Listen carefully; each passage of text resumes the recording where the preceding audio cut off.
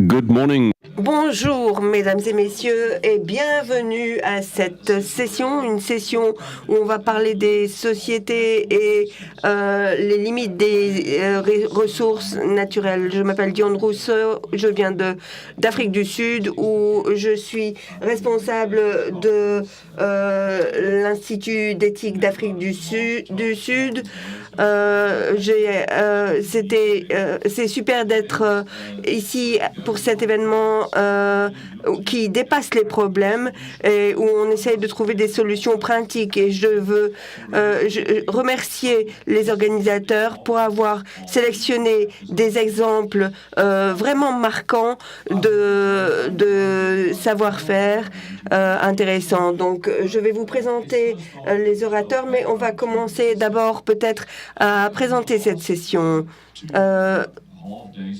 Ces 2 derniers jours et demi, on est devenu très conscient qu'on vit dans un monde avec des ressources qui s'épuisent.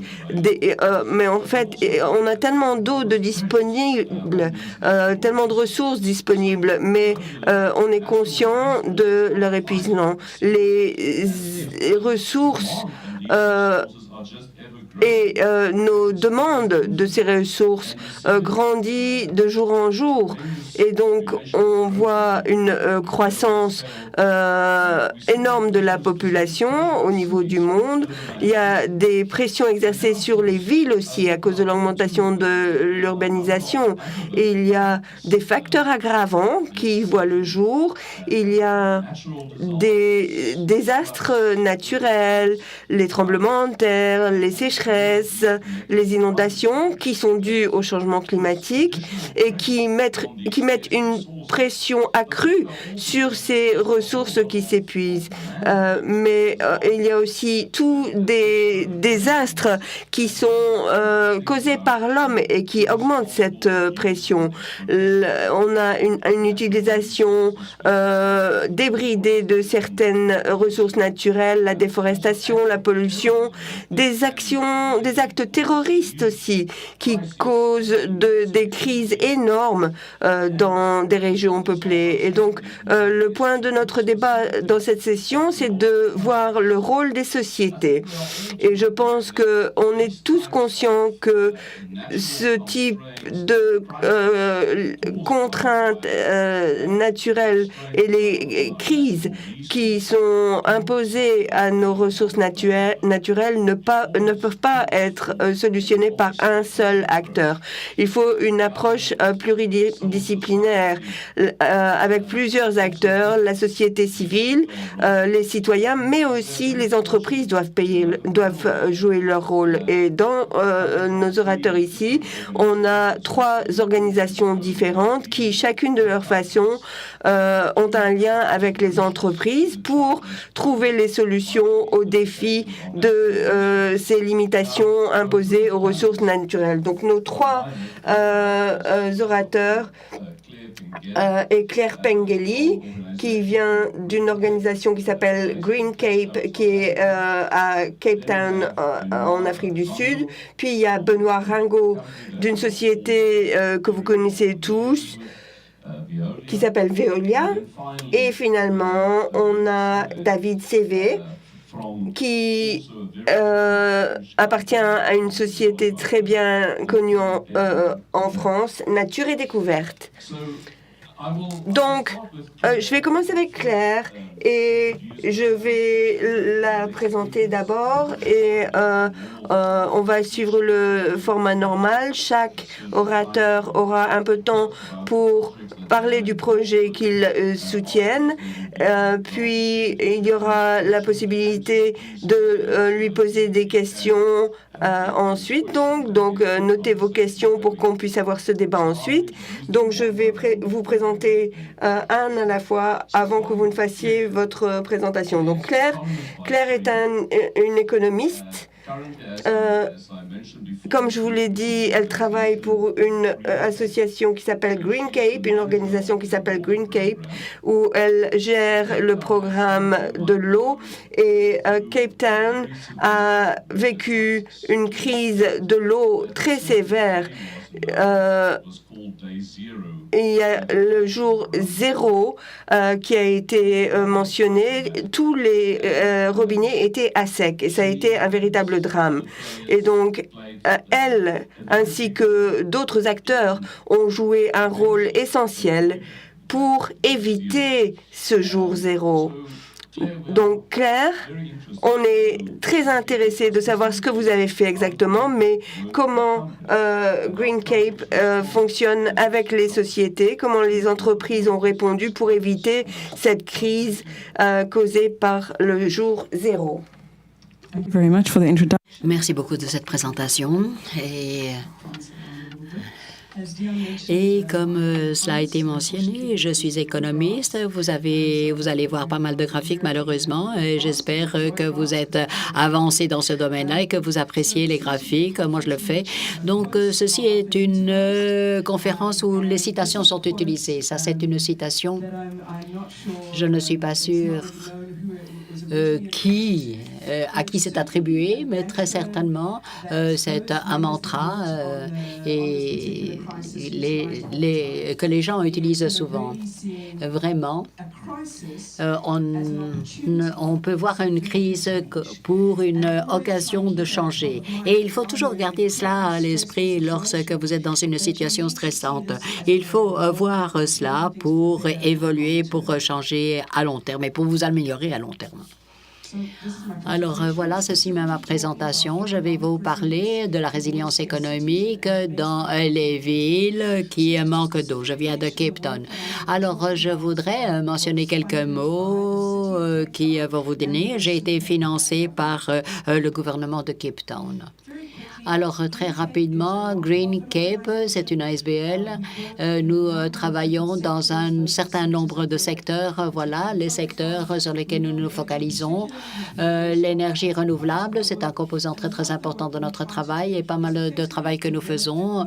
C'est pour développer le secteur de l'économie verte et nous faisons cela par différents moyens, mais vraiment, nous voulons créer des emplois locaux, une industrie locale et nous voulons donc nous améliorer. Alors, particulièrement l'eau. Le travail que nous avons fait dans ce contexte, c'était avec différents composants. Tout d'abord, nous avons travaillé sur le côté demande et nous avons focalisé pas mal d'énergie là-dedans. Nous avons regardé l'utilisateur d'eau, comment est-ce qu'ils peuvent diminuer l'utilisation d'eau. Mais nous travaillons également du côté fourniture. Donc, nous avons pas mal de temps à travailler avec les sociétés qui font la technologie et qui peuvent nous aider à nous adapter à cette crise particulière. J'ai quelques documents ici, quelques publications que nous faisons et qui parlent du marché et de l'espace des opportunités fournies par la technologie dans ce domaine-là. Mais entre ces deux côtés du secteur de l'eau, nous avons également différents problèmes, des problèmes de réglementation, des problèmes financiers et nous essayons de débloquer cela grâce aux académies et au gouvernement. Voilà. Alors, la sécheresse, c'était quelque chose de très important. Alors, ça nous a réveillés. Et ceci, les changements climatiques, c'est pas quelque chose qui va arriver dans 20 ans ou dans 30 ans. Non, c'est arrivé maintenant. Et je pense que c'est un réveil pour tout un chacun. À partir de votre maison, de gouvernement, de bureau, nous avons pensé que ça allait arriver. Et tout à coup, c'était là. Et je pense que c'est un défi pour vous tous. Vous devez penser aux changements climatiques que vous avez dans votre propre contexte. Est-ce que vous êtes prêts? Est-ce que vous avez tout en place? Est-ce que vous avez la résilience pour vous adapter à une situation qui pourrait émerger très rapidement? Et donc, c'est simplement une image. Donc, voilà, c'est avant, ça fournissait 50% de l'eau et maintenant, c'est assez sec, comme vous pouvez le voir. C'est effrayant.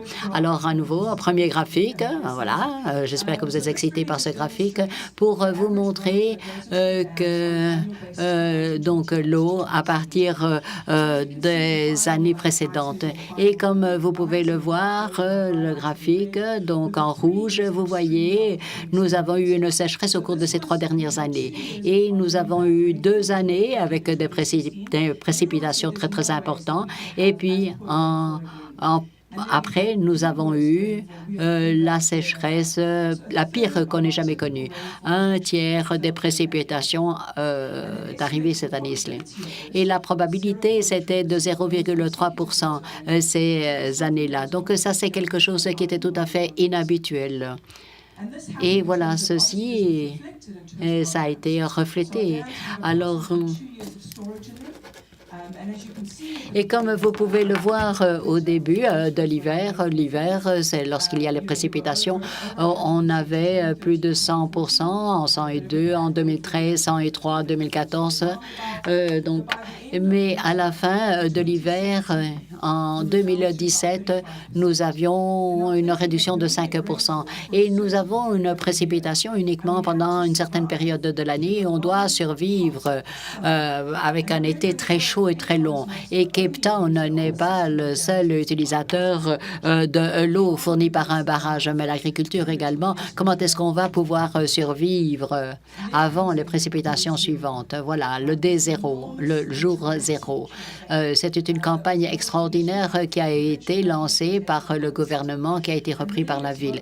Et vraiment, c'est un niveau où le barrage arrive à un certain niveau et on va mettre un rationnement.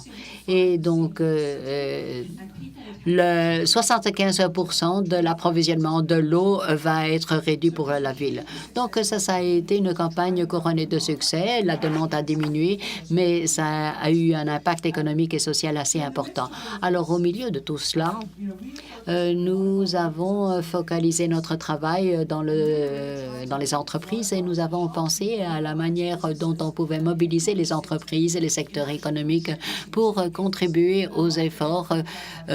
Pas mal d'efforts étaient faits par les habitants, mais on devait également dire que Cape Town n'a pas un secteur industriel énorme. 70% de l'eau est consommée par les habitants, mais nous voulions également parler des entreprises.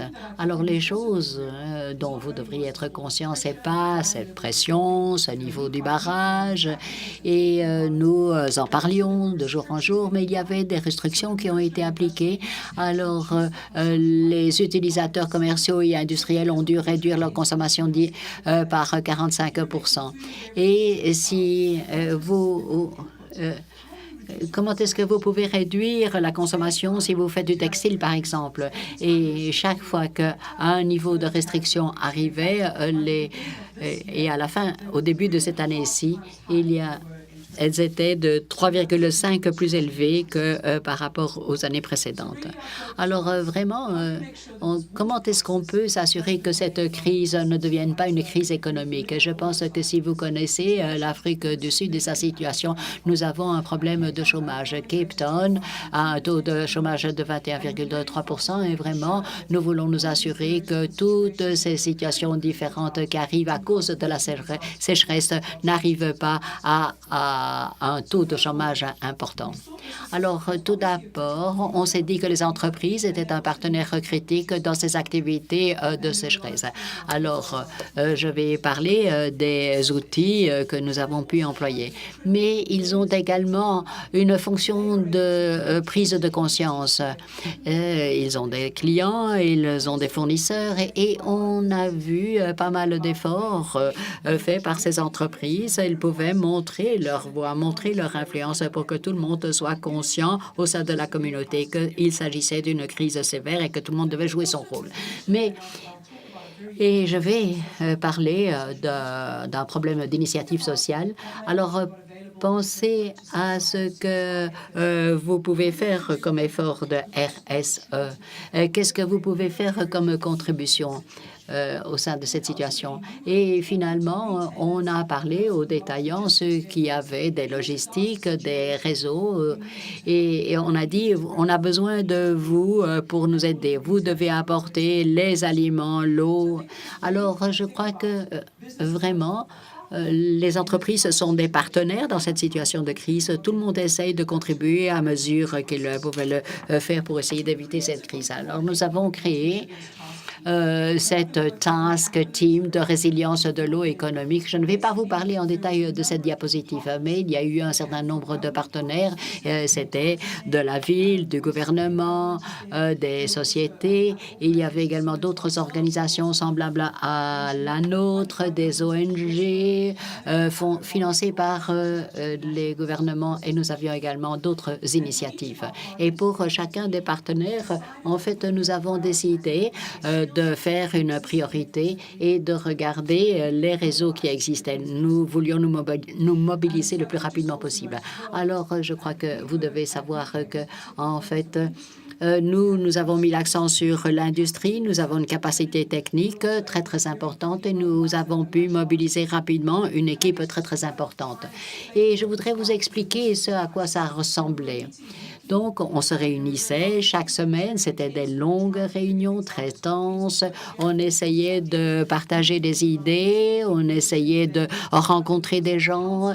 C'était quand même une session de conseil. Il y avait pas mal de craintes, de colère.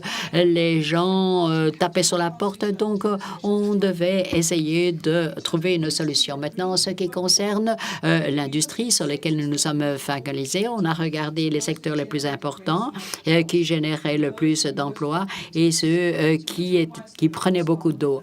Alors, on a focalisé sur les secteurs les plus vulnérables et on essayait de résoudre leurs problèmes. On les invitait à des ateliers, on leur envoyait des courriels. Essayons de résoudre le problème ensemble. So I think one of the... Donc, les outils, c'était ce voyage de résilience économique. La première chose dont nous parlions, c'est la panique, les robinets ne fonctionnaient plus et il faut comprendre qu'il y avait pas mal de choses à faire. Il y avait pas mal d'options. Peut-être que l'eau n'était pas quelque chose sur lequel on se focalisait, mais maintenant, on s'est dit on a beaucoup de solutions. Mais pour être conscient que ces solutions arrivaient d'un niveau de complexité différente, je suis sûre que vous pouvez voir lorsque vous pensez à un robinet, vous pensiez à votre fourniture. Comment est-ce qu'on... Et on s'est dit, bon, ben attendez, vous commencez du mauvais côté. Les réglementations sont très, très complexes et c'est très coûteux de traiter l'eau. Alors, commencez par le début. Combien d'eau avez-vous besoin? Utilisez-vous? Vous ne le savez pas. Combien d'eau on utilise pour chaque processus? Est-ce que vous avez une idée en ce qui concerne tout ce que vous utilisez? Avez-vous pensé à l'option de réutilisation? Est-ce qu'il y a des déchets que vous pouvez réutiliser? Ben, elle va très, très vite, excusez-moi, mais elle parle comme comme une mitraillette. Hein? Et donc, brièvement, ici, quelques exemples du type de solutions dont nous avons parlé et dont nous avons parlé avec chaque société. Comme je l'ai mentionné, les compteurs, c'est très, très important. Ensuite, l'efficacité, la réutilisation. La réutilisation, il y a différents types de qualité de l'eau. Il n'est pas nécessaire d'avoir... de l'eau propre et d'avoir de l'eau propre dans les toilettes. Il y a d'autres types d'eau qu'on peut utiliser dans les toilettes et nous regardons également des alternatives. Tu veux que je reprenne?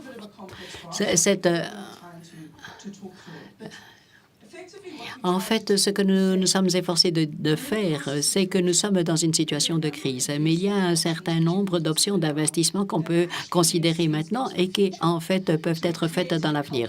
Nous avons créé un calculateur et ce calculateur, comme vous avez le diagramme précédent, regarde les différentes solutions possibles. Ensuite, nous avons modelé ces solutions pour différents types d'entreprises et nous avons regardé le bénéfice financier pour ces entreprises qui implémentent la solution. Et ce que vous voyez sur ce graphique ici, c'est que ce sont des solutions que nous avons modelées pour le PME. Donc, c'est une usine de textile, par exemple. Nous avons regardé 4 solutions dans ce type précédent. Alors, les solutions sont notées. Donc, les compteurs, la réutilisation des effluents inorganiques, les effluents traités et les précipitations. Voilà, c'est ce qu'il faut payer également pour cela. Et du côté gauche, nous voyons le tarif le moindre que vous pouvez avoir et ensuite, on veut avoir une diminution de période de remboursement. Alors, je crois que ce qui est important à noter ici, c'est que tout d'abord, vous devriez implémenter et investir un certain nombre de possibilités parce que le bénéfice financier n'est pas là maintenant, mais pour les années à venir. Donc, qu'est-ce que vous attendez? Et si vous regardez les effluents, c'est un projet qui est assez coûteux. Vous voyez la partie verte là. Et vous devez payer cela pendant 2 ans. Alors, j'essaye d'expliquer cela.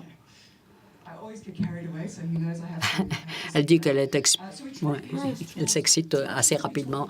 Donc, nous ne parlons pas simplement de l'avenir proche, mais de l'avenir à long terme. Alors, vraiment, je vais vous montrer quelques exemples. Le point de croissance, c'est un promoteur à Cape Town. Et ceci, c'est un exemple très, très simple. Ils ont mis un compteur et comme vous pouvez le voir à partir du graphique ici, ils ont eu ce niveau consistant d'utilisation de l'eau. Mais ils ne le savaient même pas. Ils payaient simplement leurs factures et ils ont rempli leur réservoir et ils ont pu réaliser 70% d'épargne d'eau grâce à ces compteurs. Vous pouvez aller dans n'importe quelle propriété et vous pouvez vraiment voir la consommation de l'eau, la consommation de l'énergie, l'impact sur l'environnement. Donc, ils utilisent cela comme comme un benchmarking par rapport à d'autres entreprises. Old Mutual, c'est une société de services financiers très, très important et c'est leur bureau. Ils ont 9 000 employés. Donc, vous voyez, c'est très, très important. Et ils utilisent uniquement des eaux usées. Et donc, ça, c'est des eaux usées qui est traitée par la ville qui arrive là et ils réutilisent cela sur le site tous les jours. Donc, ils sont vraiment en dehors du système municipal. Alors, il y a une nouvelle source d'eau. On l'utilise basement water, c'est-à-dire l'eau qui se trouve dans les garages. Donc, nous voyons, c'est une eau qui rentre dans les sous-bassements et on se dit, bon, on a cette eau, on peut la pomper tous les jours, on peut la mettre dans le système des égouts et peut-être qu'on peut réutiliser. Bien sûr qu'on peut l'utiliser. Alors, vous avez ces exemples, ce développement d'un bâtiment qui utilise l'eau qui se trouve dans leur garage pour les toilettes, par exemple, pour d'autres utilisations. Et ils ont réduit leur consommation de 70%. Et vous pouvez voir. Hop.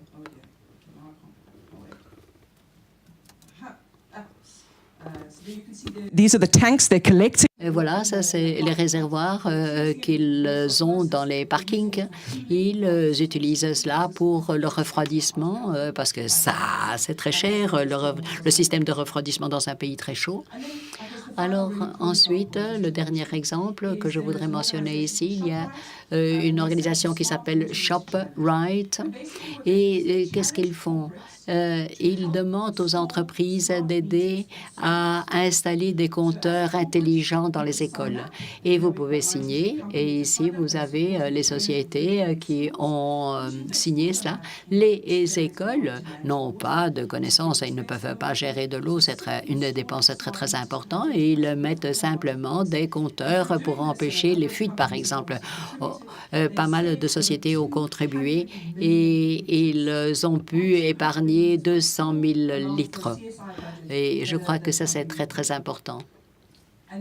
Alors, il y a un certain nombre d'autres cas qui sont disponibles sur le site web si vous le voulez le regarder. C'était simplement quelques exemples, mais vous pouvez imaginer le type d'exemple. Alors, voilà quelques diapositives qui me restent. Tout le monde doit jouer son rôle. Cape Town est un petit joueur là-dedans, mais toutes les parties, tous les citoyens doivent apporter leur contribution. Donc, c'était touch and go, là, proche de l'échec, mais la consommation a été réduite tellement significativement que nous avions eu une récompense. Et ensuite, Melbourne était le deuxième pays. Personne n'a eu de coupure d'eau au cours de ces 3 ans. Et je crois qu'à partir de notre travail, nous avons fait une liste des sociétés qui nous soutenaient. Nous avons reçu 60 réponses de la part de 400 entreprises directement soutenues par Green Cape. Au cours de l'année précédente, nous avons investi 7,3 millions dans des projets d'eau et nous sommes responsables pour soutenir 52 000 emplois. Et si je reviens à cette diapositive, ce n'était pas simplement une alternative pour la fourniture d'eau. En fait, si on regarde partout, tout le monde regardait des alternatives. Alors, nous avons fait des investissements dans les sources d'eau alternatives. Et les emplois, c'est très, très important. Et dans la crise la pire qu'on ait connue, nous avons pu générer 74 000 emplois au cours de l'année dernière. Et pour nous, ça a été le plus grand succès que ce que nous avions espéré. Alors, je crois que l'eau est quelque chose de très important. Nous devons regarder les choses d'une manière différente. Le gouvernement travaille avec les entreprises d'une manière différente et nous espérons pouvoir atteindre une résilience pour les années à venir. Merci. Thanks, Claire. Merci, Claire. Véritablement un manque d'eau, mais nullement un manque d'énergie de votre part, ça c'est sûr. Les interprètes ont apprécié. Maintenant, il y a bien sûr beaucoup de questions que j'adorerais vous poser, mais je suis sûre que le public a des questions pour vous. Mais on va passer à notre deuxième orateur, Benoît Ringot de Veolia, qui est le directeur de projet pour l'innovation.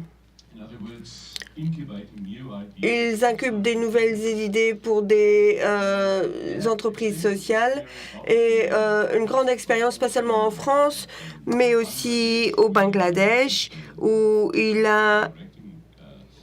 dirige un programme de développement au Bangladesh, aussi à Mexico, au Japon, en France, à Lyon, Toulouse, etc. Donc oui, on attend avec impatience d'entendre ce que vous faites en ce qui concerne la rareté de l'eau ou la raréfication de l'eau. Merci, je pense que c'est une super opportunité pour moi de vous donner la position de notre société. Vous avez la position des ONG, mais vous verrez qu'on n'a pas préparé ensemble, je vous assure, mais on a le même problème et on essaye de créer les mêmes solutions. Et c'est le point de vue de la société et comment il est important que nous regroupions nos forces. Donc, c'est mon introduction. Et bien sûr, oui, Dean, je travaille pour Eolia, pour la direction des marchés à Paris. Et je suis dans une partie de la société qui s'appelle TUAE, qui incube des nouveaux projets pour Veolia. Et on essaye de repousser les limites, les frontières de notre société, d'identifier de nouvelles positions, de nouveaux projets. Vous avez mentionné Veolia Water, qui est une société, qui est une joint venture pour sortir du modèle qu'on a eu jusque-là et de trouver des nouvelles solutions aux problèmes sociétaux, aux problèmes de santé également. Donc, c'est une de nos sociétés et on a beaucoup de sujets avec lesquels sur lesquels on planche. On travaille en Thaïlande, on travaille dans l'agriculture urbaine aussi, que vous mentionnerez peut-être tout à l'heure. L'un des sujets qu'on met en avant, c'est l'innovation sociale et la résilience. Donc, comme vous le savez, Veolia travaille à la production de l'eau, de sa distribution, mais aussi la gestion des déchets, l'économie circulaire. Le chiffre d'affaires de Veolia fait 50% à partir des municipalités, 50% à partir des industries. Donc, quand les municipalités comme la Nouvelle-Orléans ont des problèmes de résilience, qu'est-ce qu'on fait avec notre client? Parce que la ville est notre client. Donc, on a créé une méthodologie d'évaluation de la résilience et pour proposer des solutions ensuite.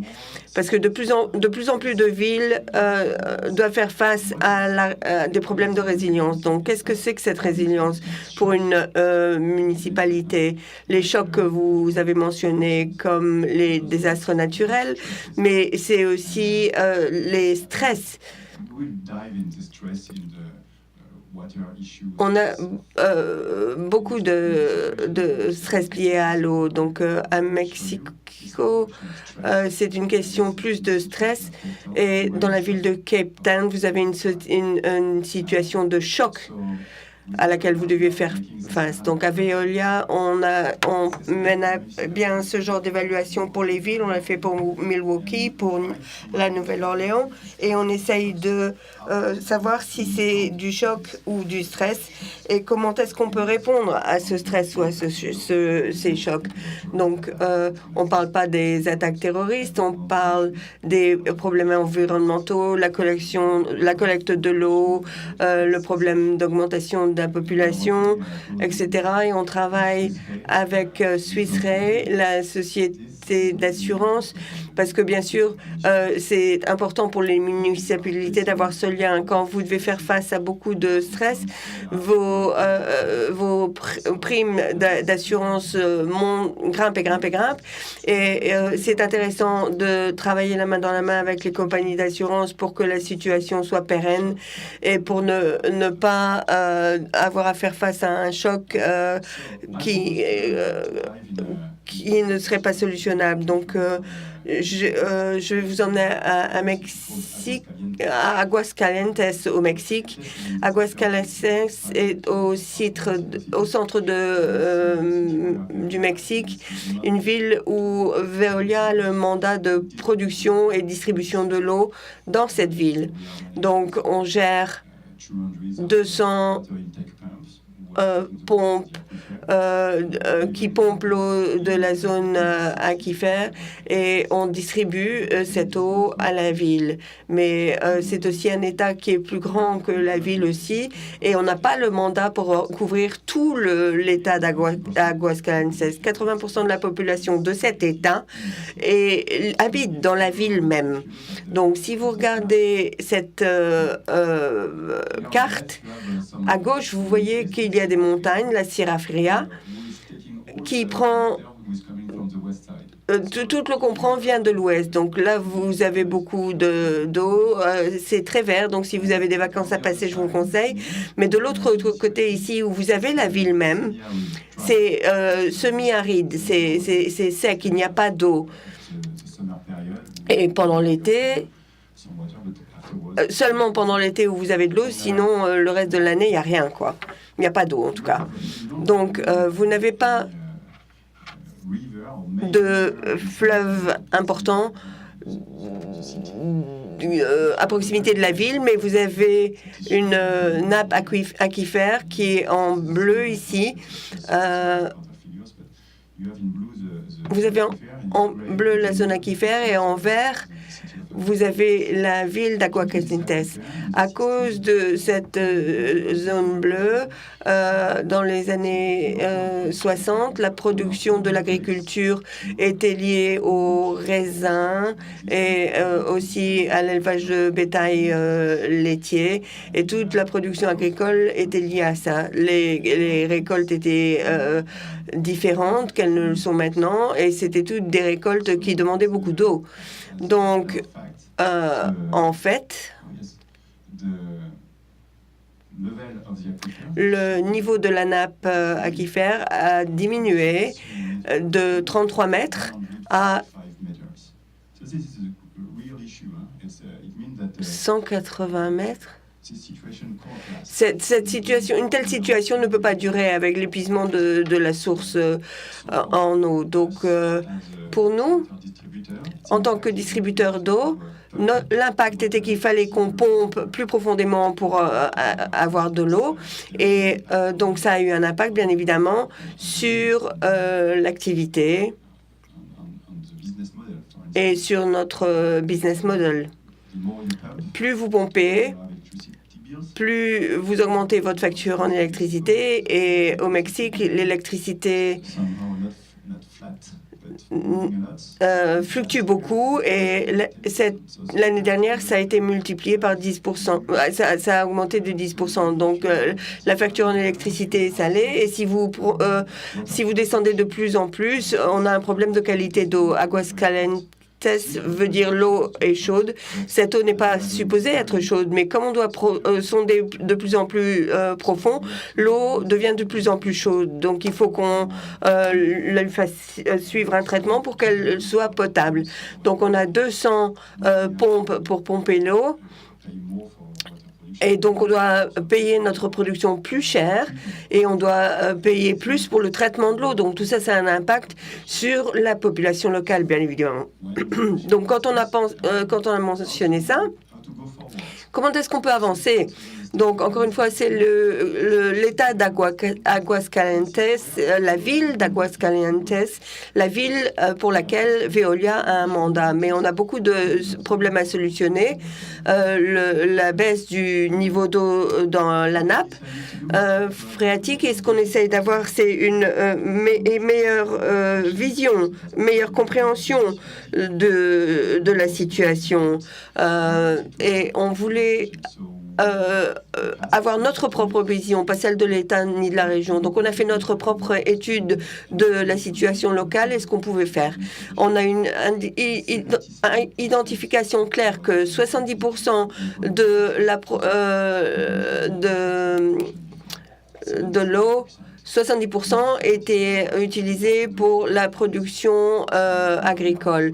Et ça, c'est en dehors de notre zone, notre périmètre d'activité. Donc, c'est aussi le rôle de la société d'identifier ça. Si vous voulez avoir un impact, vous devez aller au-delà des limites de votre périmètre d'activité. Donc, c'est pour ça qu'on a trouvé quelqu'un qui pouvait jouer ce rôle. On n'avait pas l'association Green Cape au Mexique, donc on a utilisé le Conservatoire de la Nature parce qu'ils travaillent déjà, Nature Conservancy, au Mexique. Leur but est de protéger la nature et la vie. Et donc, ils ont une expertise au niveau de l'eau, bien évidemment. Donc, ils ont travaillé sur notre étude pour savoir ce qui pouvait être fait pour changer cette situation. Et on l'a fait. Et on a aussi trouvé que si on veut travailler hors des limites de la société et des limites de son contrat, il fallait qu'on utilise le partenariat avec Nature Conservancy. Ils sont habitués à faire ce genre d'études complexes, d'écosystèmes complexes entre les administrations, les entreprises, pour aussi lever les fonds pour financer ça. Ils l'ont fait dans 35 pays différents. Donc, on a essayé de travailler la main dans la main et d'avoir la méthode pour créer dans notre ville un fonds de l'eau, une solution pour financer ce problème et de ne pas perdurer dans cette situation qui était la situation actuelle. Donc, on a fait quelque chose qui ressemble très fort à ce que vous avez présenté juste avant. L'action doit être faite quant à la fourniture en eau. On a des points sur lesquels Veolia peut être utile, mais il y a aussi beaucoup de choses qui dépendent du domaine de la réglementation, de la municipalité, des autorités locales et aussi de l'industrie. Centrage sur l'agriculture, c'est l'une des conclusions de cette étude, c'est que 77% de l'eau était utilisée par l'agriculture, donc Veolia n'est pas expert en agriculture. Cependant, il y avait quelque chose à faire là-dessus. On pense qu'il faut que dans cet écosystème, on doit avoir des sociétés qui puissent travailler sur l'élevage bovin, etc. Donc, il fallait qu'on puisse voir comment ces éleveurs bovins utilisaient l'eau, etc. On construit maintenant cet écosystème et on veut avoir une sorte de préfiguration quant à ce qui peut être fait. Parce que, comme vous l'avez mentionné plus tôt, ça va prendre du temps et la situation empire de jour en jour, d'année en année.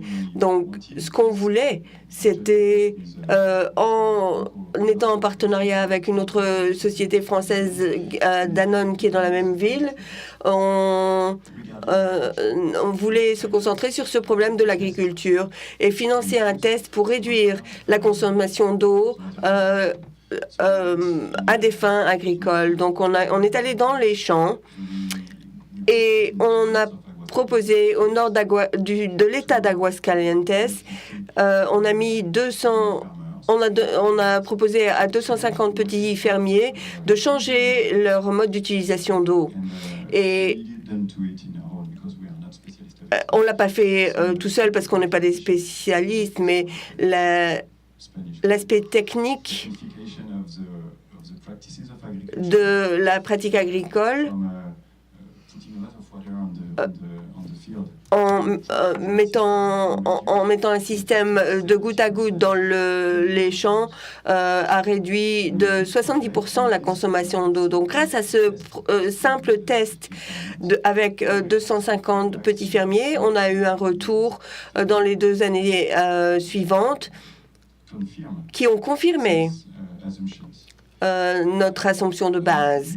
Et si c'est confirmé, on pense que si on passe de 250 fermiers à 5000 fermiers, on aura solutionné les 2 tiers du problème de l'eau dans l'État de Aguascalientes. Merci.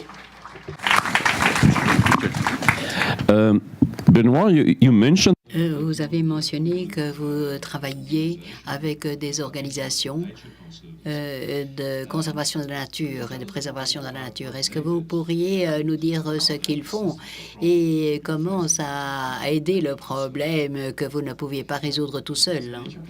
Cela nous a donné la possibilité d'avoir un tiers, parce que qu'est-ce qu'ils ont fait? Ils nous ont donné une certaine méthodologie pour voir comment créer une solution pour le monde. On a dû s'adapter. On a dû s'adapter à l'État, on a dû s'adapter à notre client, la municipalité, de telle sorte que nous puissions nous adapter à la situation locale. Deuxième partie, ce que nous avons fait, en fait, c'est une étude de faisabilité, en fait, avec des spécialistes. Et c'est un travail énorme qui a été réalisé pour évaluer ce qui avait déjà été testé, évaluer ce qui a été évalué du point de vue scientifique. Et si nous l'avions fait seuls, c'est pas quelque chose que les gens peuvent comprendre. Alors, nous avons dû trouver une société tiers qui travaille dans cette zone pour être le tiers qui pourrait évaluer. Donc, bien entendu, nous avons eu des discussions parce que nous avons des spécialistes au sein de la société et nous avons eu pas mal de discussions pour voir pour évaluer ce qui était la meilleure chose à faire, mais nous voulions que la conclusion soit la plus précise possible. et le plus neutre possible. C'est la raison pour laquelle nous avons dû travailler avec cette société. Et maintenant que nous avons convaincu, que nous avons validé notre approche, et que nous avons vu que c'était quelque chose de bien pour la municipalité, pour l'État également, alors maintenant, on essaye de construire cet écosystème et on essaye de financer cette action. Bon, merci. Merci beaucoup, Benoît. J'espère que vous avez pris des notes pour les questions que vous allez pouvoir poser à Benoît après. Mais d'abord, je voudrais vous présenter notre dernier orateur, qui est David Sève. Il est né à Lille, ici. Et il a dit qu'il adore les oiseaux, il adore la nature. Mais il a trouvé son boulot de rêve. Il est le chef de la fondation pour laquelle il travaille. Voilà, David, racontez-nous ce que vous faites et comment vous liez l'homme à la nature. J'ai envie de partager avec vous aujourd'hui, c'est un petit peu les coulisses de Nature et Découverte. Alors vous connaissez les magasins, vous savez que c'est des magasins qui se donnent pour objectif de reconnecter l'homme à la nature. Vous savez également qu'on est dans l'Anthropocène et que l'homme a un impact considérable sur la nature qui l'entoure. Mais, parce qu'il y a un mais, ça va très vite. Et tout le monde n'en a pas conscience. Pas conscience à la vitesse à laquelle s'érode cette biodiversité. Alors, moi, je suis pas comme vous des entreprises qui êtes spécialisées avec un cœur de métier pour travailler sur des sujets comme l'eau, etc. Nous, on est dans le jargon du commerce, on appelle ça des retailers, des gens qui donc font du commerce de détail. Et on se dit, mais une entreprise qui s'appelle Nature et Découverte, qui a choisi à l'origine de sa création de donner 10% de ses bénéfices à des projets pour protéger la nature, qui le fait maintenant depuis bientôt 25 ans, qui a financé 2500 associations en France pour 12 millions d'euros et qui a une très bonne cote vis-à-vis de ces associations. Fait des actions, mais qui ne sont quasiment invisibles pour les clients qui viennent dans les magasins. Alors je voudrais vous expliquer un petit peu comment on a évolué dans notre façon de voir, quelle était notre responsabilité de mobiliser chacun d'entre nous sur son territoire. Et pour nous, le territoire, c'est l'ancrage territorial de nos magasins. On a 91 magasins sur le territoire français. On en a 4 en Belgique, 1 en Luxembourg, 7 en Suisse, 4 en Allemagne. Bientôt, on en aura en Espagne et au Portugal. Et ce qui nous concerne, c'est ce qui se passe au pas de notre porte. Et pour ça, on veut dire que la solution, c'est pas seulement financer des projets, aider des associations qui font des projets formidables, mais c'est aussi faire en sorte à ce que ces projets soient visibles et qu'on donne envie à nos salariés et à nos clients de s'y investir. Et je vais vous donner quelques exemples de comment on s'y prend et pour vous expliquer un petit peu la façon dont a progressé Nature et Découverte. Nature et Découverte est né en 90. 90, on est dans les années Rio Janeiro. On se pose enfin des questions sur l'empreinte de l'homme sur la nature et on se dit les gouvernements, s'ils se mettent tous ensemble, vont trouver des solutions. Et la belle affaire, 20 ans ou 25 ans après, on se rend compte que les gouvernements, malheureusement, ils ont beaucoup de mal à s'entendre et ils n'ont pas forcément toutes les clés du problème. Ils n'ont pas toutes les clés du problème parce que si tout le monde n'est pas conscient qu'il est une part de la solution, c'est difficile d'avancer sur ces sujets-là. Donc, oui, on a financé des projets. Alors, quand on finance des projets sur la biodiversité, on apprend avec des pairs, on crée un comité avec des gens qui sont issus de la société civile et qui vous disent, un des sujets centraux en France de protection de la nature, ça va être la cause des grands mammifères ou des grands rapaces ou le sujet de la forêt ou intervenir sur la nature en ville, etc. Donc, pendant quelques années, on a financé des projets. Et puis Nature et Découverte grossissant, on a financé des projets de plus en plus gros, portés par des associations. Et on était fiers de ces projets-là, puisqu'on avait la caution morale au sein du comité de gens qui étaient experts sur les sujets et qui nous permettaient d'être sélectifs sur les projets financés et donc de financer les projets qui, de l'avis des experts, étaient des projets les plus pertinents. Et puis financer des projets plus gros, c'est pas une finalité, quoi. Quand on grossit, on se dit mais ok, alors là on finance des projets en France. Oui, alors la logique ce serait, si on a plus d'argent, on va financer des projets là où la biodiversité se concentre. Donc vous savez comme moi que la biodiversité française, elle se situe à 90% en Outre-mer. Donc on dit, on va mettre un focus sur l'Outre-mer et on va aller financer. Ok, c'est pas à côté de nos magasins, on va parler d'une nature qui est pas à portée de main, mais par contre, il y a des enjeux extrêmement importants. 6 des 7 espèces de tortues marines sont en voie d'extinction. Les requins disparaissent de Méditerranée. 90% des espèces de requins ont disparu en l'espace d'un siècle en Méditerranée. Les ressources halieutiques sont en train de s'effondrer. Qu'est-ce qu'on fait pour ça ? Alors on peut financer des associations, mais elles sont un petit peu... c'est toujours le sujet de David contre Goliath. Et à un moment, on se dit, mais on a la prétention de penser qu'en donnant 10% de nos bénéfices, on a peut-être la possibilité d'infléchir la situation. En travaillant avec d'autres fondations, la Nature et Découverte a une fondation qui s'appelle donc la Fondation Nature et Découverte. Elle est sous égide de la Fondation de France. Donc on va mobiliser d'autres fondations pour faire le même travail que nous, pour avancer sur la cause environnementale. Et on avance, on grossit, on va mobiliser l'Europe pour qu'il y ait un effet levier quand on donne un financement à une association, qu'elle puisse le présenter en autofinancement auprès des pouvoirs publics en France. Et puis, comme elle va avoir doublé son budget, elle va pouvoir le présenter à l'Europe pour aller chercher les 70 ou 75% du projet qui vont faire que ce projet va prendre une dimension importante. Et ça, à un moment, ça ne marche plus. Ça ne marche plus parce que on est décorrélé de la vraie vie, on est décorrélé de la vie de monsieur et madame tout le monde, vous et moi, qui dans notre vie se disons mais on prend pas la mesure du problème, comment on fait pour agir ? Alors nous, alors Nature et Découverte, c'est une entreprise qui est ISO 14001. Alors dans le monde du commerce, les entreprises qui sont ISO 14001 en général, c'est des entreprises industrielles qui ont un impact sur les déchets, sur l'eau, sur la ressource. Nous, en tant que distributeurs, on n'a pas tellement ces impacts-là. Bon, et n'empêche que ça nous permet de progresser, de nous fixer des objectifs d'amélioration réguliers, et donc de faire en sorte à ce que le modèle d'affaires de Nature et Découverte avance. Mais les premières années, vous faites des pas de géant, et puis au bout de 10 ans, il faut faire une usine à gaz, c'est pas le bon mot, mais pour faire des tout petites améliorations. Donc vous dites il faut changer de paradigme. Pour nous, le changer de paradigme, ça a été devenir une Bicorp, devenir donc une entreprise, non pas la meilleure du monde, mais la meilleure pour le monde. Et ça a changé beaucoup de choses.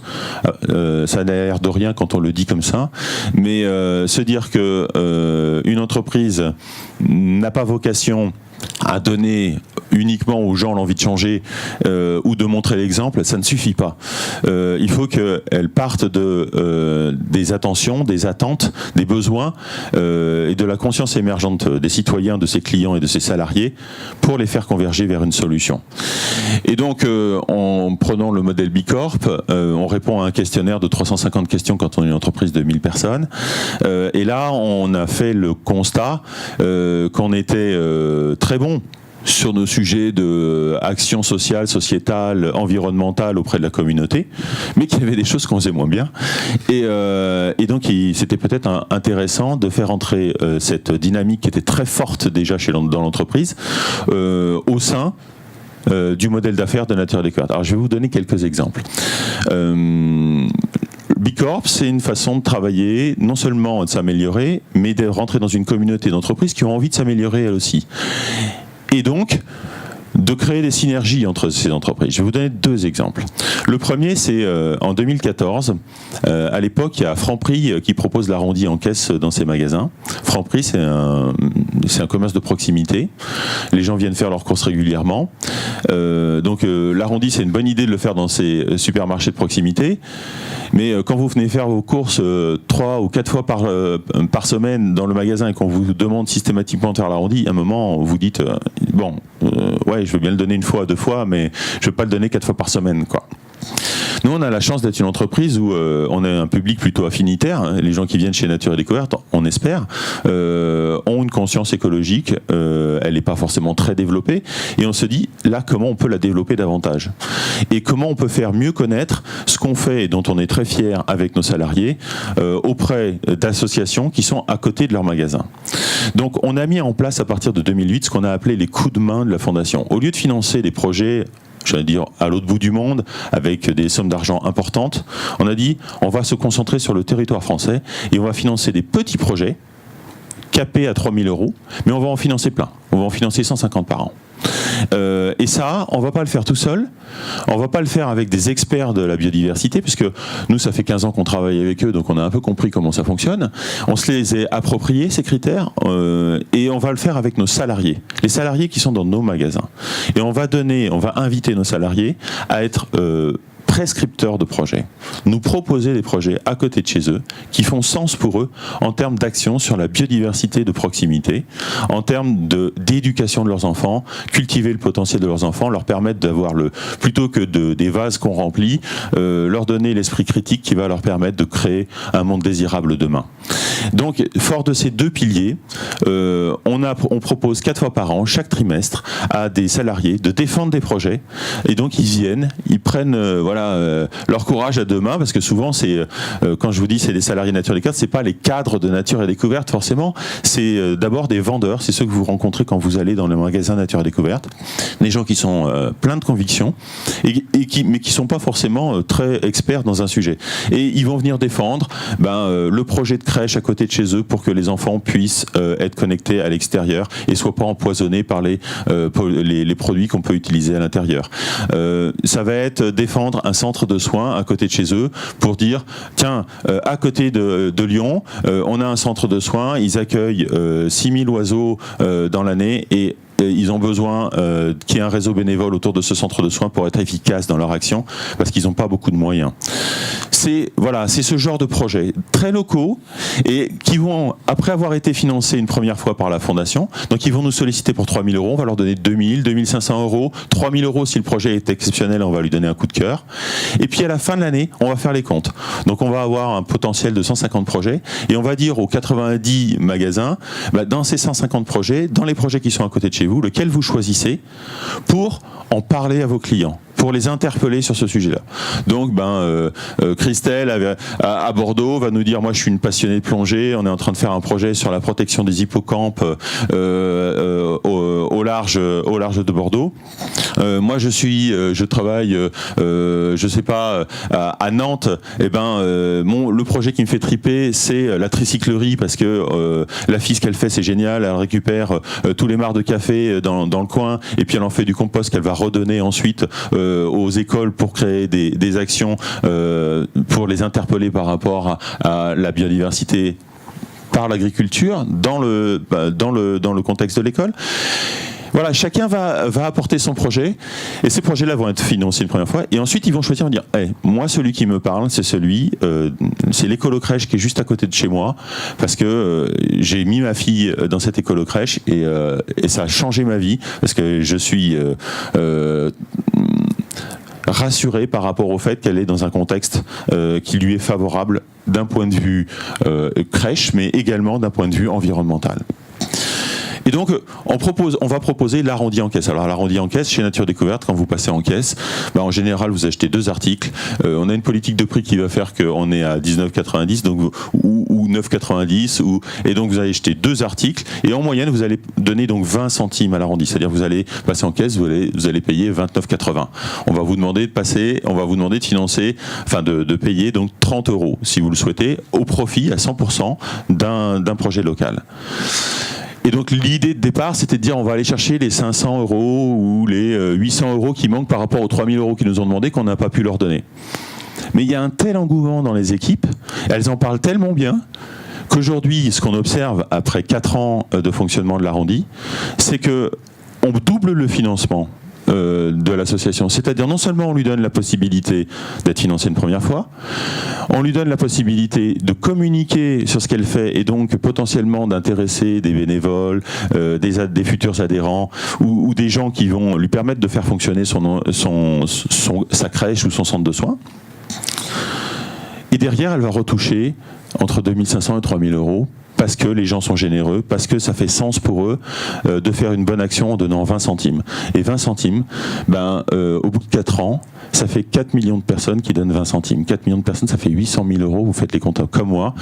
Et 800 000 euros, c'est 800 000 euros qui s'additionnent à ce que donne la Fondation. Et là, on se dit, waouh, super. Parce que non seulement on fait connaître à nos clients ce qui nous anime, nos valeurs, et ça c'est important parce qu'on fait du commerce et on l'assume, mais en plus on les met dans la boucle d'un cercle vertueux grâce à nos salariés qui sont super heureux quand vous êtes hôtesse d'accueil toute la journée et que vous tapez en caisse, et d'avoir dans la discussion que vous avez avec vos clients la possibilité de dire je peux vous parler d'un projet dans lequel ma fille est à la crèche et c'est super et c'est génial, il faut donner l'arrondi. Ça donne du sens au métier. Voilà, on a des salariés qui sont aussi des citoyens. Et je pense que c'est ça la bonne façon d'avancer et la bonne façon de donner une conscience sur l'impact qu'on a sur la biodiversité au niveau local, à un large public. Et je pense qu'on est beaucoup plus efficace en faisant ça qu'en donnant facilement, j'ai envie de dire, ou en se donnant bonne conscience, en passant par des experts, en finançant des projets qui sont à l'autre bout de la Terre et sur lesquels on a finalement très peu de prise. Voilà, c'était un premier exemple. S'il me reste un peu de temps, je peux en donner un second. C'est une autre initiative. Je vous ai parlé beaucoup de biodiversité, mais la biodiversité, c'est pas décorrélé du recyclage. Par exemple, il y a 4 ans de ça, je suis allé rencontrer une dame qui s'appelle Claire Tournefier, qui est à la tête d'une ESS qui s'appelle Rejouer. Peut-être en avez-vous entendu parler. Et à l'époque, elle avait un hangar qui devait faire à peu près 30 mètres carrés, et puis elle intervenait dans un magasin qui devait faire 15 mètres carrés dans le sud de Paris. Et elle fonctionnait avec les centres de loisirs, avec les écoles, et elle essayait de récupérer un maximum de jouets usagés pour donner du travail à des gens en insertion qu'elle était allée chercher dans la rue, pour leur donner un boulot. Et avec ces jouets reconditionnés et donc d'aspect neuf, elle donnait ces jouets à des enfants qui n'auraient pas eu de Noël autrement dans les quartiers qui étaient autour de son implantation dans le sud de Paris. Pour faire en sorte à ce que les enfants puissent avoir un Noël avec des jouets gratifiants.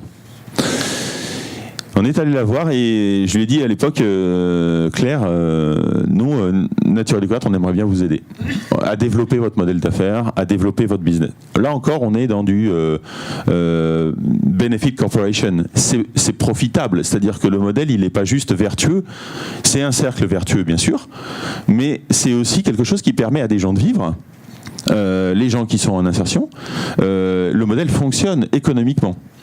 Mais lui donner plus de matière pour qu'elle ait plus de travail à donner, qu'elle puisse intégrer davantage de personnes d'insertion et qu'elle puisse avoir plus de bénéficiaires en tant qu'enfant, ça c'est quelque chose qui nous tenait à cœur.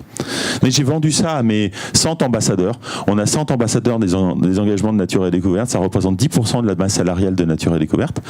100 ambassadeurs qui sont challengés par 14 défis dans l'année et qui vont être les garants de la bon usage de l'ISO 14001 dans nos magasins, du fait qu'on propose des sorties, des anniversaires, donc on en fait la promotion, parce qu'on pense qu'aussi c'est une façon d'amener les gens à se poser des questions et à devenir acteurs de leur territoire.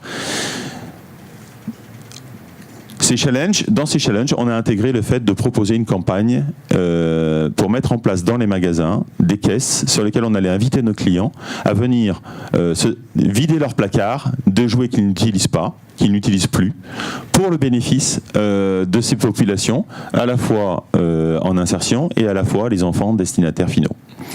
Ça a été un énorme succès. On l'a fait la première année sur 20 magasins. On a 20 magasins parisiens, couronne parisienne. Et le challenge, je suis retourné voir Claire 3 mois après. Je lui ai dit, mais tu vois, finalement, c'est génial, ça marche. Et alors, elle en veut toujours plus, Claire. Elle me dit, mais oui, mais comment on peut améliorer le truc, comment on peut faire en sorte à ce qu'il y ait un corner dans les magasins Nature et Découverte où on vende ces jouets pour les mettre en valeur, etc. Je dis, attends, on va y aller doucement. Moi, ce que je te propose, c'est j'ai plein de gens, de salariés, qui sont finalement jaloux de leurs salariés parisiens, qui disent, mais nous aussi à Lyon, nous aussi à Bordeaux, nous aussi à Lille, on voudrait faire ça.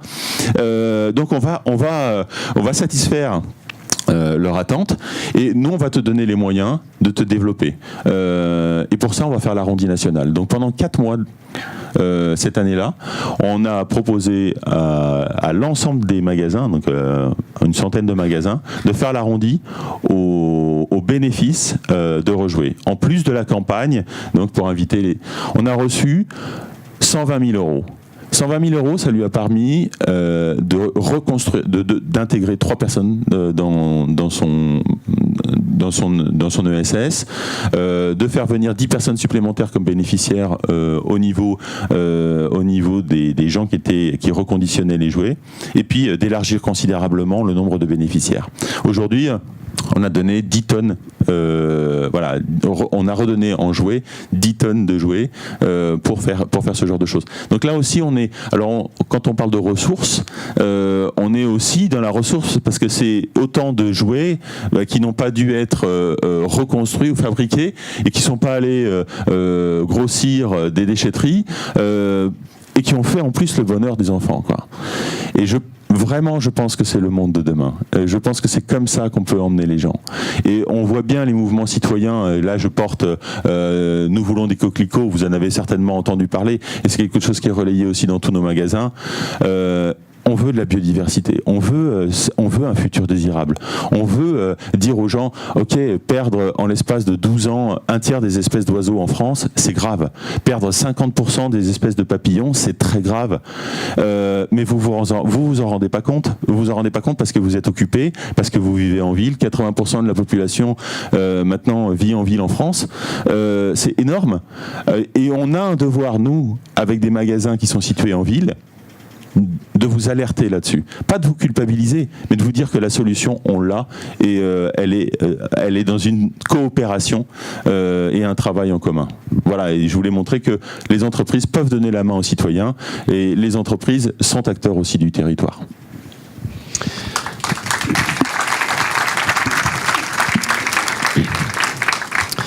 Thank you very... Merci beaucoup, David. C'est vraiment fascinant de voir ces 3 perspectives différentes, mais en particulier de votre point de vue. Vous soutenez des initiatives extérieures, mais faisant partie de votre ADN, de l'ADN de votre entreprise, ça fait du sens. Donc, je voudrais ouvrir le temps des questions et réponses, questions de l'auditoire. Est-ce qu'on peut avoir un premier lot de questions? Donc, levez la main simplement. Je ne vous vois pas à cause de la lumière, mais levez votre main et on vous apportera un micro. Merci. C'est une question pour les 3 panélistes, en fait. J'étais fascinée par vos 3 expériences, le type de logique que vous avez utilisé. David, je suis un investisseur modeste dans plusieurs Bicorp. Ce qu'on a appris, c'est le pouvoir qu'a le marché de changer les objectifs qui sont partagés par la Fondation. Et je me demandais, est-ce que vous avez eu une influence sur les politiques d'achat des sociétés ? En ayant des centaines de fournisseurs qui suivent le même but que celui que vous avez partagé avec nous aujourd'hui. Je viens d'Amérique du Sud, donc c'est différent, mais je me demandais, est-ce que la France ne peut pas régénérer sa biodiversité naturelle, ces zones de capture de l'eau grâce aux petites rivières? Est-ce que tout ça c'est possible à faire ou est-ce que c'est foutu? Merci pour la question. J'aurais pu donner un autre exemple et je vais essayer de donner un exemple qui va être révélateur. Quand on passe Bicorp, la première fois chez Nature et Découverte, en 2014, on est la première entreprise à être labellisée Bicorp de plus de 20 salariés en France. On répond à un questionnaire qui est formaté pour des Américains puisque le système vient des États-Unis. Et là, je nourris une frustration énorme en tant que directeur des engagements de Nature et Découverte parce que les Américains à Seattle me disent désolé, alors ils me le disent en anglais, hein, désolé, mais on va pas pouvoir prendre en considération le fait que vous achetez de l'énergie renouvelable, votre électricité en énergie renouvelable, parce qu'elle est faite à partir de gros barrages. Je tombe de la Lune. Nous, ça fait 5 ans qu'on paie à prix d'or notre électricité chez EDF pour qu'elle soit justement issue d'énergie renouvelable plutôt que d'énergie classique, nucléaire, on va dire, enfin classique en France. Bon, et donc nous, je développe pas sur le nucléaire, et donc on dit, ils sont gentils les Américains de nous donner des leçons comme ça, mais là-bas, c'est vrai qu'il y a gros souci avec les barrages. Et en même temps, on est bien placé avec la Fondation. On a fait signer une pétition à plus de 200 000 personnes pour araser le barrage de Poutès-Monistrol, qui est sur le Haut-Allier en France, et qui est le plus gros barrage, qui a empêché du jour au lendemain, en 1943, à 20 000 saumons atlantiques de remonter jusqu'aux frayères du Haut-Allier. Donc, il a cassé la souche du saumon atlantique. Je me dis, on est pris vraiment le doigt dans le pot de confiture. On est les premiers promoteurs de la biodiversité, on se bat contre les grands barrages, et finalement, on cautionne, puisqu'on achète on achète de l'électricité verte. Du coup, ça m'a obligé à aller chercher des gens, donc dans la politique RSE, c'est-à-dire là, on n'est plus du tout dans l'idée de mobiliser les clients, mais là, au niveau du modèle d'entreprise, on est allé chercher une entreprise qui s'appelle What Value, qui depuis est devenue une Bicorp, parce qu'elle a trouvé l'idée géniale. On est allé acheter une électricité qui nous garantit que l'électricité non seulement est d'origine renouvelable, mais qu'elle est faite dans le respect de la biodiversité, avec une hydraulique qui ne sera pas impactante sur les écosystèmes halieutiques et sur les rivières. Et en plus, pour chaque client de What Value s'engage à soutenir une association vous connaissez sans doute sous le nom de SOS Loire Vivante, qui s'était mobilisée très fortement contre ce barrage, et qui depuis s'appelle Label Rivière Vivante, et qui a vocation à protéger le 1% des rivières les plus belles de France, qui doivent surtout pas être équipées d'hydroélectricité, et donc ça a un coût, et donc il faut le financer pour qu'elles soient bien protégées. C'est en général dans des parcs nationaux, mais ça suffit pas d'être dans un parc national pour pas être équipé. Donc voilà, et là il y a une vraie cohérence. Donc là, merci Bicorp de nous avoir sorti une paille de l'œil, et qui est vraiment intégrée à notre modèle d'affaires, et qui nous permet d'évoluer. Si je peux rajouter, chez Veolia, en fait, ça fait quelques années qu'on travaille sur la question de la biodiversité et des écosystèmes, en se disant, quand on s'occupe d'une usine de traitement des eaux, par exemple, ça fait sens de proposer à ce qu'on mesure la qualité de la biodiversité autour. Quand on rejette de l'eau dans une rivière, de l'eau traitée, de démontrer que l'eau, elle est aussi bonne en amont de notre rejet qu'en aval. Et c'est des offres qu'on a vachement de mal à vendre, parce qu'on ne trouve pas encore d'acheteurs au sein des collectivités qui vont mettre l'accent sur ce point-là. Alors, il y en a de plus en plus, et c'est ça mon propos, c'est que il y a 10 ans, on avait un mal de fou à le vendre, à le proposer. C'est pas des choses sur lesquelles on marge, parce que c'est pas notre expertise, c'est pas là-dessus qu'on va gagner beaucoup d'argent, mais on le propose à chaque fois. Ce qui est intéressant, c'est de voir que ça intéresse de plus en plus les collectivités, et que on a eu un ressenti avec quelques gros clients qui nous a amené à dernièrement développer une offre de mesure de la qualité de la biodiversité, au travers d'un truc, vous moquez pas de moi, mais au travers d'un truc qui est la mesure des cris de chauve-souris. Parce que le chauve-souris est un excellent biomarqueur de la qualité d'un écosystème. Et en mesurant le son des chauves-souris la nuit, on arrive à savoir si l'écosystème est justement, en termes de biodiversité, bon ou pas. Et on le teste dans plusieurs endroits. On le teste aussi à Lille, là, sur le mine de l'Aube, pour voir si, quand on fait une conversion, quand on fait l'agriculture urbaine, quand on fait des projets, des programmes un peu ambitieux en termes d'impact environnemental, pour voir s'il y a un vrai impact sur la biodiversité ou pas.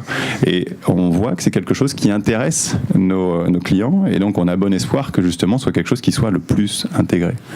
Voilà, vous moquez pas de moi sur les chauves-souris. C'est un super marqueur.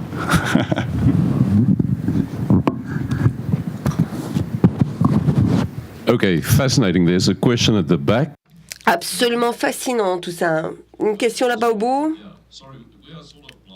Oui, je suis désolée, on ne peut pas vous voir avec la lumière d'ici. Donc, on va prendre la deuxième question. Ma question est sur le programme Veolia au Mexique. En travaillant avec les autorités locales et le gouvernement, est-ce que le gouvernement était impliqué? Parce que votre programme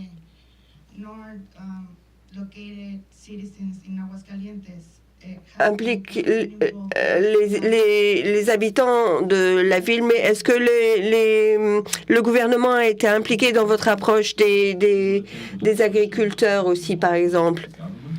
Bon, l'implication du gouvernement, là-bas tout en haut, il y a encore une question.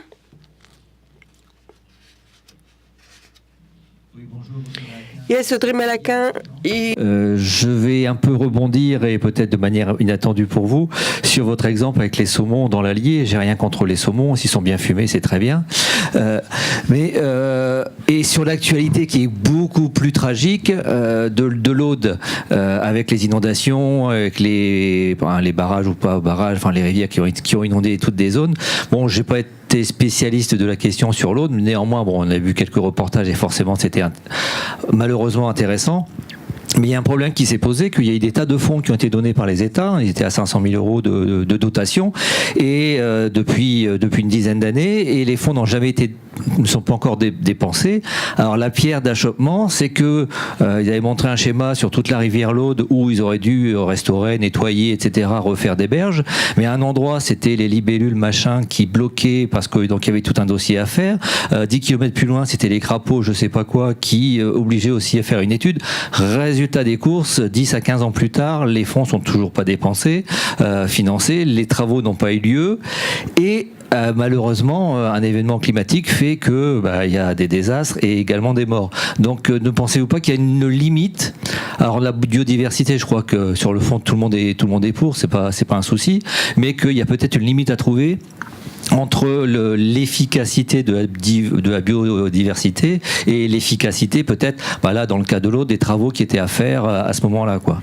Et n'avez-vous pas peur à un moment donné de tomber parfois dans la caricature, très franco-française, de l'écolo bobo, etc., quoi. Bon, je vais essayer de pas tomber dans cette caricature. On peut attendre 25 ans, vous aurez plus de problème de libellules, d'amphibiens, de tout ce que vous voulez. Là, vous pourrez faire les canalisations que vous voulez, et puis là, il n'y aura plus de problème. Si vous avez envie de ce monde-là, moi, c'est pas celui que je désire. Mais ensuite, dire que, associer cette tragédie à la présence d'une libellule, je trouve que c'est un peu injuste. Mais ceci dit, je vais essayer de travailler et vous répondre sur le fond. Aujourd'hui, on matraque notre écosystème à une vitesse dont on ne prend pas conscience. Et c'est parce qu'on le matraque que, j'ai envie de dire, si il y a eu, bien sûr, il y a d'abord le phénomène macro changement climatique, qui est la conséquence de l'inconséquence de l'homme, d'accord, dans son développement. Ça, c'est le premier point. Alors après, ça tombe sur des malheureux qui sont dans l'autre, qui n'ont rien demandé à personne. Et ensuite, il y a l'effet plus local de qu'est-ce qu'il faut faire pour se protéger de la nature. Il faudrait commencer par changer nos comportements pour que on puisse juguler le changement climatique et pas essayer de bétonner des solutions à court terme locales pour trouver une solution qui sera jamais suffisante. C'est l'histoire de la montée des eaux des océans.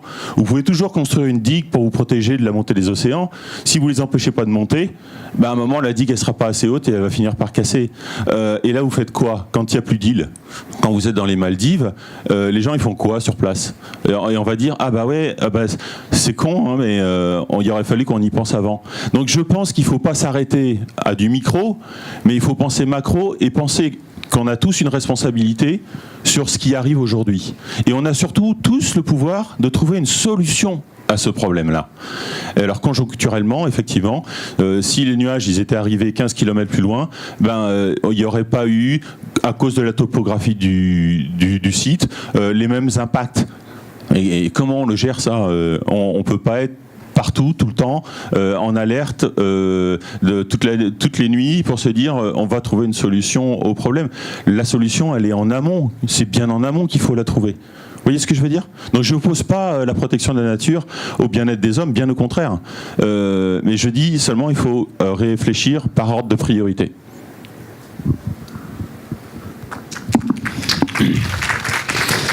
Okay, Benoit, you want to react to Vous voulez répondre à la question de l'implication du gouvernement au Brésil? Oui, ça va être bref. Oui, bien sûr, le gouvernement est impliqué dans le projet au Brésil. On est allé approcher le ministère de la Santé et de l'Environnement et ils sont vraiment très impliqués. Ils prennent ce problème à bras-le-corps et ils savent qu'ils doivent faire quelque chose parce que ça ne peut plus perdurer. Et au Mexique, mais dans d'autres pays, comme Claire le mentionnait, ça prend longtemps de changer les lois, de changer le mode opératoire.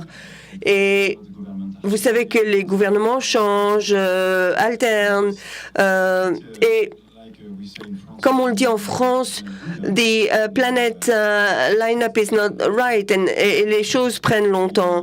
Donc, on voulait être en tête et impulser le mouvement, les emmener avec nous, et on va travailler ensemble. Ils font beaucoup de choses déjà. L'État, la ville fait déjà beaucoup de choses, mais ils ne le font pas encore tout ensemble avec l'industrie. Donc, il faut qu'on se serre les coudes et qu'on travaille ensemble. 80% de la population de l'État Aguascalientes vit dans la ville d'Aguascalientes.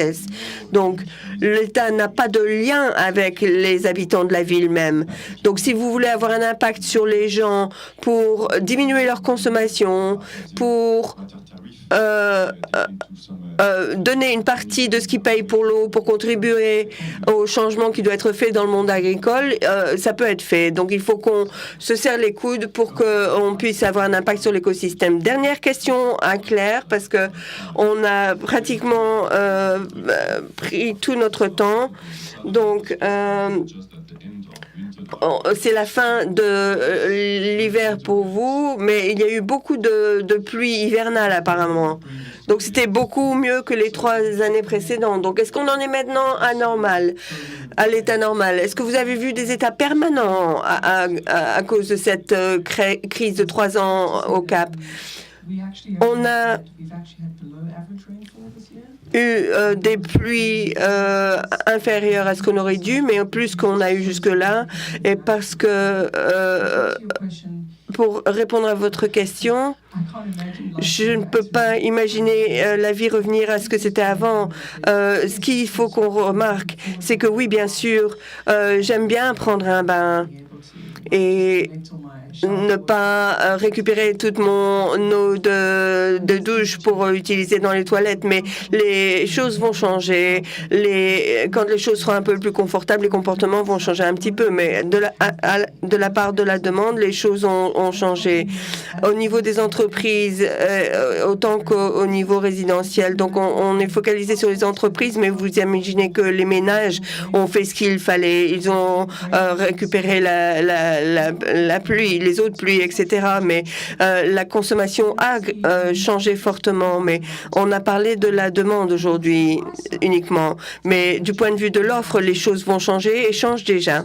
Donc, on dépendait, et on l'est encore dépendant des barrages, mais ça n'est plus une option viable à cause du changement climatique. Donc, les villes, les autorités font des recherches grâce à plusieurs projets pour se passer de ce système d'approvisionnement en eau. Donc, la désalinisation est quelque chose sur lequel beaucoup d'argent est dépensé.